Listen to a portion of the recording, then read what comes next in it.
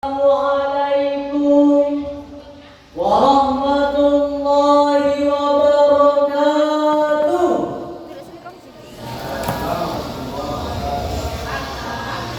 Alhamdulillahil malikid dayyan.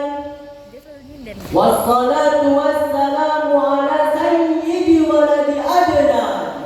Allahumma salli ala Muhammad. Ya Rabbi salli alaihi wa sallim. Allahumma salli ala Muhammad. Ya Rabbi salli alaihi wa sallim. Wa ala alihi wa ashabihi wa tabi'ihi ala marriz zaman. Amma ba'd. Dewan Hakim yang mulia, hadirin sebangsa dan setanah air yang berbahagia, jalan-jalan hingga ke Merauke, teramat cantik dan sungguh memikat. Bapak Ibu hadirin, how are you today? Apakah semuanya sehat? Alhamdulillah, mantul, mantap betul.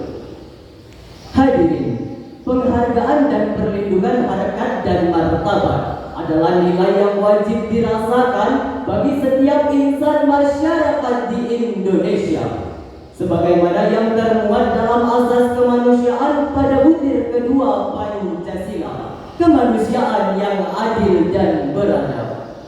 Namun sayangnya hadirin, faktanya harapan berbanding terbalik dengan realita ketika tidak adanya jaminan bahwa masyarakat Indonesia dapat memanusiakan manusia.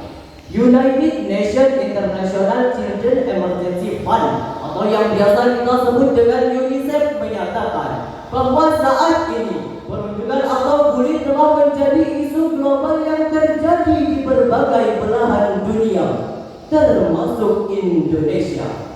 Berdasarkan data dari PISA, Program for International Student Assessment menyatakan bahwa Indonesia menduduki ranking 5 negara dengan kasus bully tertinggi di dunia. Kementerian Pemberdayaan Perempuan dan Perlindungan Anak dalam Simfoni PPA mencatat bahwa sepanjang tahun 2024 sebanyak 28.831 kasus kekerasan terjadi pada anak. Bukan hanya sekedar angka, jika kita berkaca pada realita, dapat kita saksikan di berbagai media massa bahwa perundungan atau bully telah terjadi di mana-mana. Pada September tahun 2024, terdapat seorang anak kelas 3 di salah satu sekolah dasar di Subang, Jawa Barat meninggal dunia akibat aksi kekerasan yang dilakukan oleh 3 orang kakak kelasnya. Kemudian tak lama dari itu, pada November tahun 2024, kembali viral di media sosial sebuah rekaman seorang anak yang dikeroyok dan dianiaya oleh teman sebayanya hingga menyebabkan luka-luka dan berujung meninggal dunia. Jika hal ini terus dibiarkan terjadi pada generasi remaja, bukan hal yang mustahil bahwa perundungan atau bully dapat merusak masa depan bangsa. Cita-cita Indonesia Emas tahun 2045 akan sirna di depan mata, yang justru malahan akan menciptakan generasi-generasi yang egois dan apatis, generasi yang bodoh dan tertinggal, yang harapannya dapat membangun bangsa, tapi justru malah membuat bobrok dan menghancurkan negara. Naudzubillahi min dzalik. Lalu, bagaimanakah cara mengatasi persoalan tersebut? Sebagai jawabannya, peranan keluarga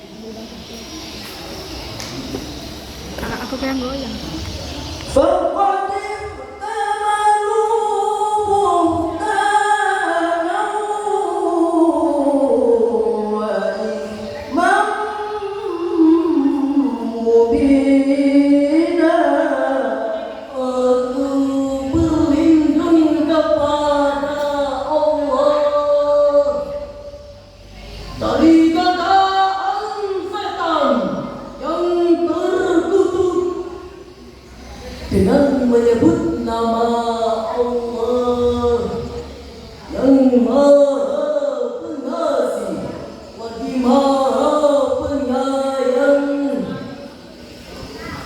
dan orang-orang yang menyakiti orang-orang mukmin, laki-laki dan perempuan, tanpa ada kesalahan yang mereka perbuat, maka sungguh mereka telah memikul kebohongan dan dosa yang nyata. Dewan Hakim yang mulia, hadirin sebangsa dan setanah air yang berbahagia, Profesor Dr. Muhammad Quraisyihab di dalam tafsirnya Al-Misbah volume 11 halaman 318 beliau menjelaskan bahwa ayat ini menegaskan bahwa menyakiti seorang mukmin, baik laki-laki maupun perempuan, tanpa dasar kesalahan yang mereka perbuat adalah suatu perbuatan dosa. Ayat ini mengajarkan kepada kita bahwa betapa pentingnya agar kita menjalin sebuah hubungan yang penuh dengan kasih sayang, yang penuh dengan keadilan dan penuh dengan kebenaran antar sesama manusia. Sebagaimana Islam telah mengajarkan kepada kita semua tentang hidup dalam kedamaian. Syekh Nawawi Al-Batkani di dalam kitab Marah Nabi jilid 2 halaman 261 beliau menjelaskan bahwa ayat ini merupakan ayat yang termasuk di dalam konteks larangan. Adapun larangan yang dimaksudkan adalah menyakiti atau menuduh seorang mukmin tanpa dasar kesalahan yang mereka perbuat. Syekh Nawawi Al-Batkani juga menjelaskan bahwa setidaknya ada beberapa pendapat yang menyatakan tentang penyebab diturunkannya ayat ini. Pendapat pertama mengatakan bahwa ayat ini diturunkan berkenaan dengan peristiwa terfitnahnya Aisyah dan Safwan bin Mu'attal, yang mana peristiwa ini terjadi pada tahun ke-5 Hijriah setelah terjadinya perang Mustalif. Penjelasan lain menjelaskan bahwa ayat ini diturunkan berkenaan dengan orang-orang munafik yang saat itu menyakiti sahabat Ali radhiyallahu anhu dengan memanggilnya dan menyebutnya dengan kata-kata yang buruk. Ma'asyiral muslimin wal muslimat rahimakumullah. Sejalan dengan ini, Rasulullah SAW juga bersabda, Al-muslimu man salimal muslimuna min lisanihi wa yadihi. Seorang muslim adalah ia yang mampu menjamin keselamatan muslim lainnya dari gangguan tangan dan lisannya. Hadis riwayat Bukhari. Hadirin, dari hadis ini dapat kita ambil pelajaran bahwa betapa pentingnya untuk kita semua senantiasa menjaga ucapan dan perilaku kita, agar apa yang kita ucapkan tidak menyakiti perasaan orang lain, dan agar apa yang kita perbuat tak membahayakan orang lain. Namun sayangnya hadirin, hingga sampai saat ini perundungan atau bully masih terus terjadi di negara kita. Perundungan atau bully masih terus dilakukan oleh para generasi remaja, yang mana kasus perundungan ini yang hari demi hari membuat kualitas remaja semakin terdegradasi. Padahal hadirin, remaja memegang peranan penting dalam sesuatu kekuatan bangsa. Sebagaimana Insinyur Soekarno pernah berkata, berikan aku 10 pemuda, niscaya akan mengguncangkan dunia. Namun ironisnya hadirin, saat ini yang kita hadapi sangatlah berbeda, di mana banyak remaja dengan moral yang semakin terkikis dan sudah aksi dan pengalaman yang tragis, dan kegagalan ilmu pengetahuan yang sangat tipis, menyebabkan aksi perundungan yang tak kunjung habis. Betul? Bukan sebuah fiksi dan ilusi bahwa oknum-oknum yang melakukan aksi perundungan tersebut boleh jadi merasa hebat sebab merasa paling kuat, merasa hebat sebab anak pejabat, dan merasa hebat sebab anak konglomerat. Hal-hal tersebut akan terus terjadi tanpa henti jika tidak adanya pendidikan karakter yang berlandaskan pendidikan dan agama. Pendidikan karakter anak bangsa merupakan tanggung jawab orang tua di dalam keluarga, sebagaimana yang dijelaskan di dalam Al-Quran surah At-Tahrim ayat 6 berikut ini. Ya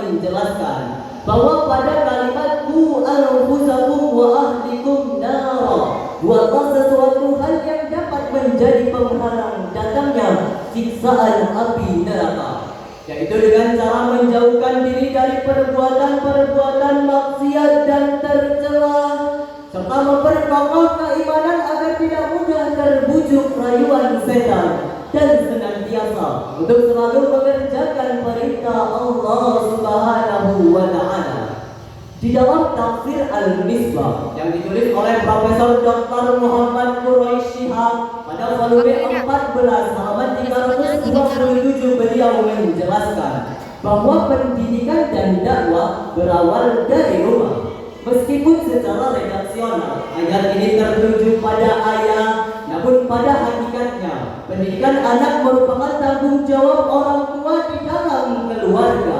Hal ini sejalan juga dengan pendapat Buya Hamka di dalam tafsir Al-Azhar jilid 5 halaman 110. Beliau mengatakan bahwa orang tua merupakan pendidikan pertama bagi anak-anaknya. Oleh karena itu, orang tua harus membimbing, mengajarkan dan mengarahkan anak-anaknya sehingga muncullah karakter baik di setiap anak yang memiliki wawasan mendunia dan dapat membangun bangsa. Ma'asyiral muslimin wal muslimat rahimakumullah. Dari penjelasan beberapa pakar ulama tersebut dapat kita pahami bahwa orang tua dan keluarga memiliki peranan penting dalam membangun suatu karakter anak bangsa sehingga dapat terhentilah karakter-karakter perundungan yang kian hari demi hari semakin merajalela. Sebagai kesimpulan, perundungan atau bully hanya akan membuat tatanan masyarakat di Indonesia semakin merasa susah, resah dan gelisah. Namun hadirin, perundungan atau bully dapat diatasi dengan menanamkan karakter baik di setiap anak yang dilakukan oleh orang tua di dalam keluarganya. Oleh karena itu hadirin, marilah bersama-sama kita cegah perundungan dan bully dengan menyatukan persepsi dan mengatakan Sofian Sehingga bully Baryokomodomi Yokoasu Idoi Kiful Anfal Mulai Mutanani. Stop kekerasan, katakan tidak pada bully. Ayo Bapak Ibu dan teman semua, kita hentikan perundungan remaja. Saling ingat tolong dan juga menjaga, hentikan kekerasan satu suara. Karena dengan menjaga para remaja dan pemuda Indonesia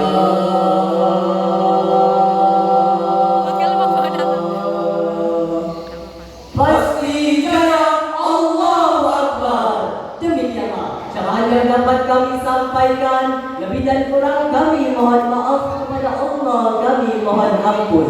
Ilal liqa ma'as salamah. Assalamualaikum warahmatullahi wabarakatuh.